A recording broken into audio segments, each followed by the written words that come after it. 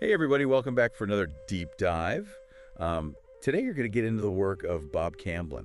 Oh, cool. Yeah, he's a Houston artist who's kind of known for this blend of like Eastern philosophy and Western art. Interesting. And specifically, we're going to zero in on this piece he did called Taming the Ox. And it's going to be Uh-uh. a fun one because we've got like a whole bunch of different source material to kind of try to piece together. Oh, wow. So we've got some of Camblin's own writing. Okay. We've got this YouTube video that like really breaks down Taming the Ox, the painting, Uh-huh.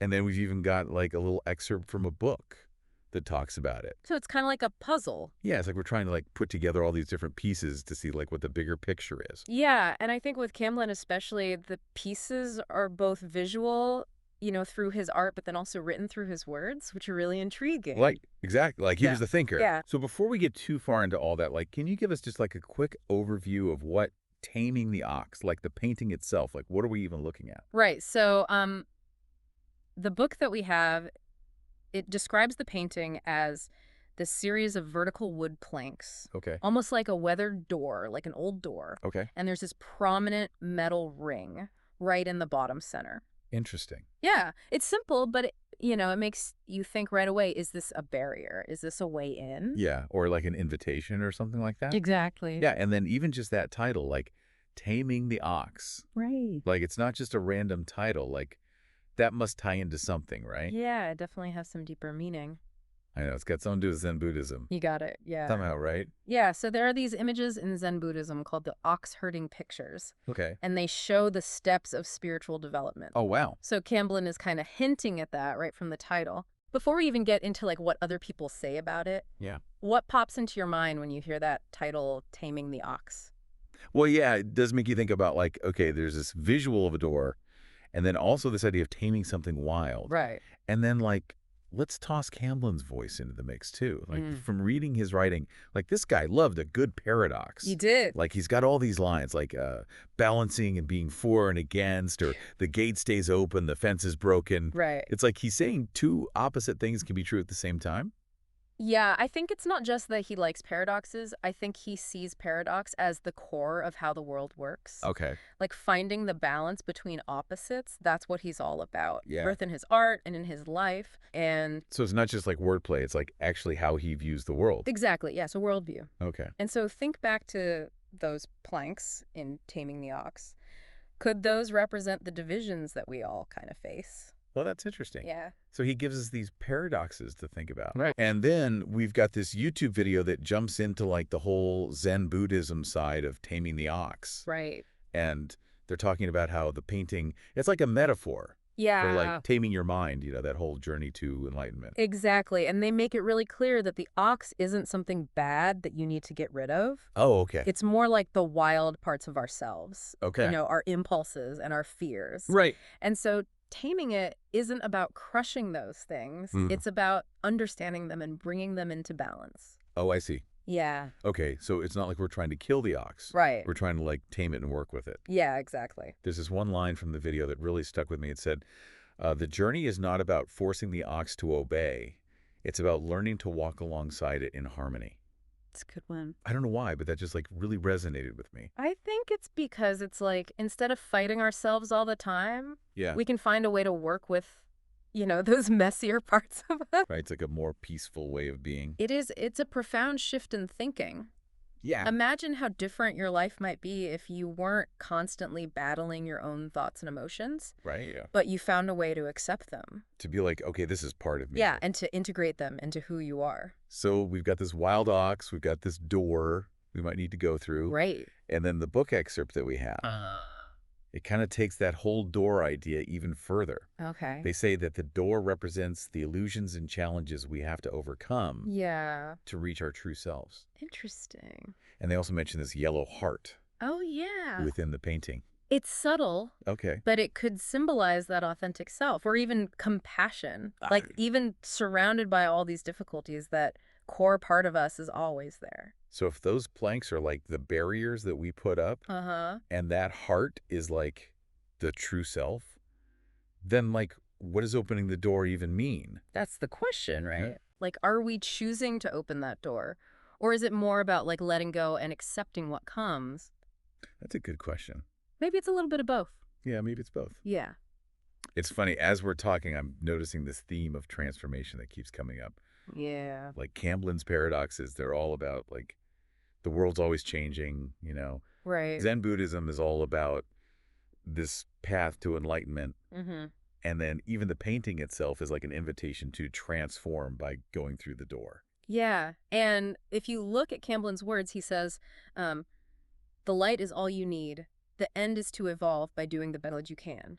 Hmm. And it almost seems like taming the ox is showing us like what that evolution might look like. Yeah, like it's not just about like the destination, Right. that's about the whole process of getting there. The journey. But we can't really talk about Camblin without talking about his humor. Right. The guy was so brilliant. He was. But he never took himself too seriously. Like, Right. remember that quote, "When understood, all truth is funny"? Oh, that's so true. I love that one. He could make you ponder like the deepest mysteries of existence and then crack a joke that made you see it all from like a lighter perspective. Totally. It's like he understood that life is both like profound and absurd and we need to embrace both sides. And, another thing he was really into was intuition. Oh, yeah. He called it the mystic switch. Yes. And sometimes the rising hackle or visceral nod. He had a way with words. He did. Yeah. But basically, it's like that gut feeling you get, that like knowing that goes beyond logic. Yeah, just to clarify for the listener, those terms are Camblin's kind of colorful way of describing those moments when you just know something is true, Uh-huh. even if you can't explain it rationally. Right. Yeah, and he seemed to really believe that intuition was just as important as intellect. Like not just your head, but like your whole being knowing something. He Exactly. even talks about how words can sometimes limit our understanding. Interesting. Like how writing started with pictures, not words. Oh, And how our language it can make it hard to express ideas that aren't like linear or logical. which makes sense when you think about art. Like Yeah. art often speaks to us on a level that goes beyond words. Right. It taps into our emotions and our subconscious.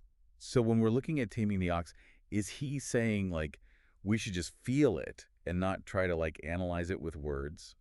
I think it's about finding a balance. Okay. Like we can certainly use words to describe what we see, Mhm. to explore the symbolism, Right. but ultimately art is an experience. Yeah. It's about letting ourselves be moved and transformed by what we encounter. He talks with this idea of recreate, Oh, yeah. like approaching art and life with this like childlike wonder and curiosity. I love that. It's about letting go of expectations and just experiencing things with fresh eyes. And being open to experimentation and even failure. Oh, yeah. As he says, there are no mistakes.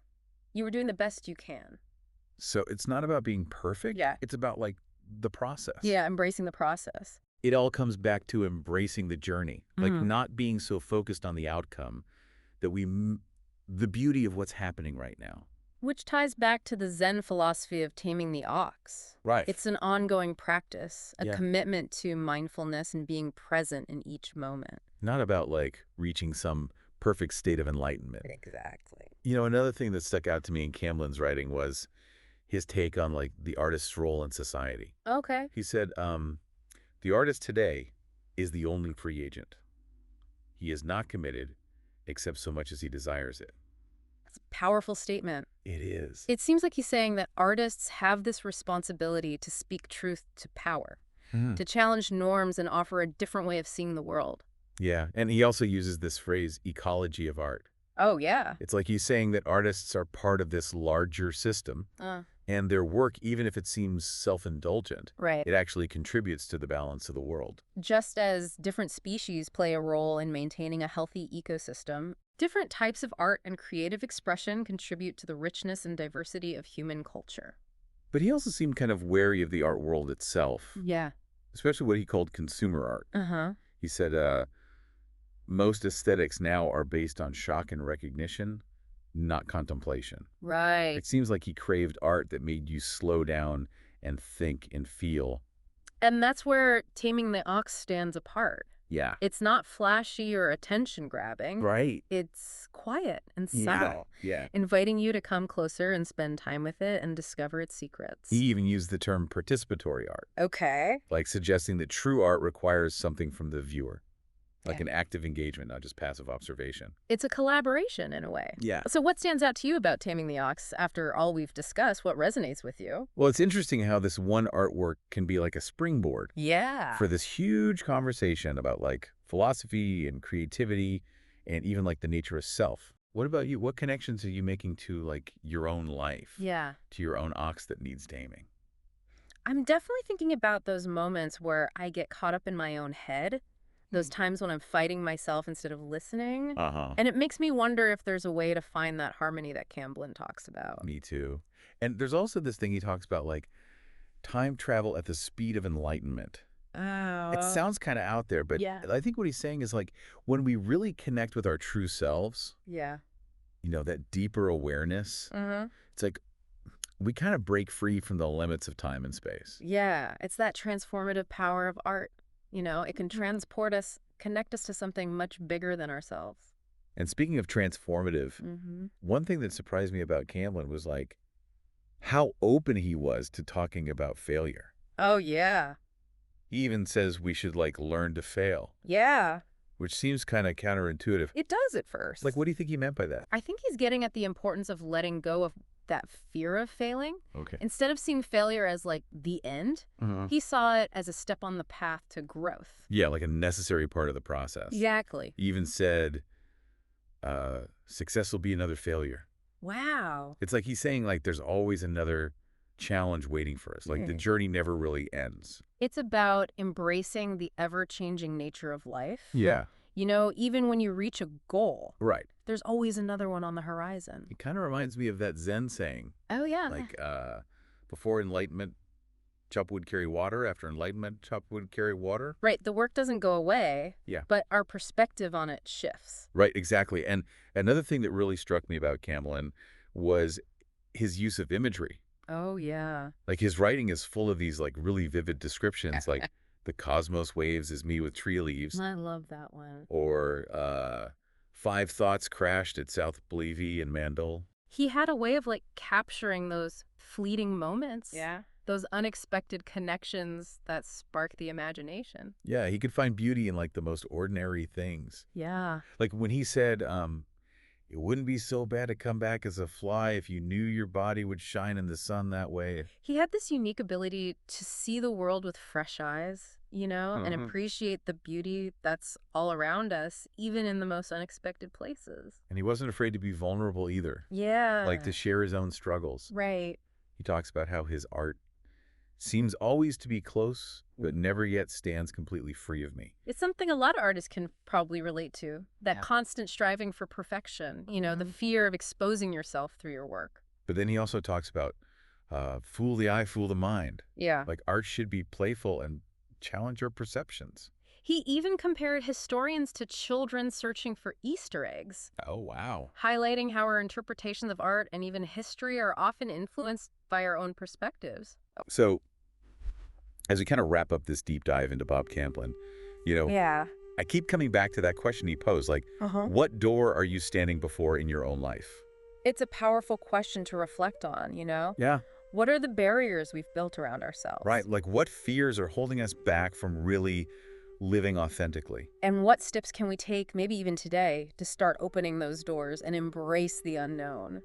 Because it's out there waiting for us. It is. And like Camblin reminds us, when understood, all truth is funny.